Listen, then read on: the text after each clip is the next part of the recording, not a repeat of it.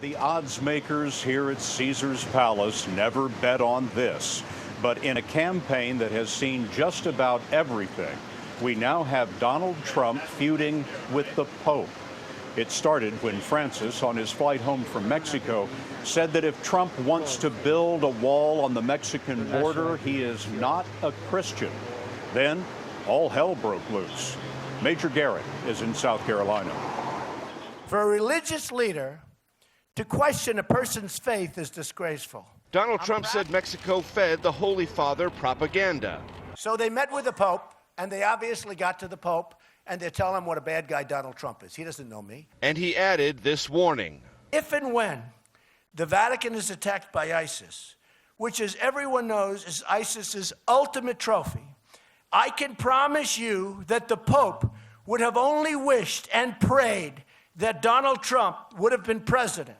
Trump said no leader should question another's Christian faith, forgetting this recent Twitter post. How can Ted Cruz be an evangelical Christian when he lies so much and is so dishonest? No recent U.S. political figure has dared cross the papacy. Trump supporters we met found it refreshing.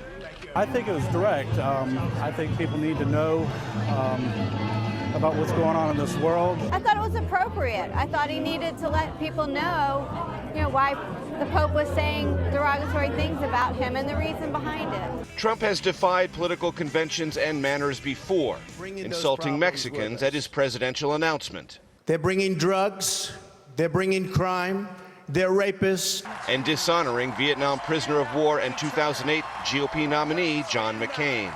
He's not a war hero. He's a war hero because he was captured.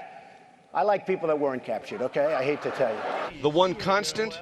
Trump drives the conversation and leaves his rivals, including Ted Cruz, veering in another direction. And that's between Donald and the Pope. I'm not going to get in the middle of that.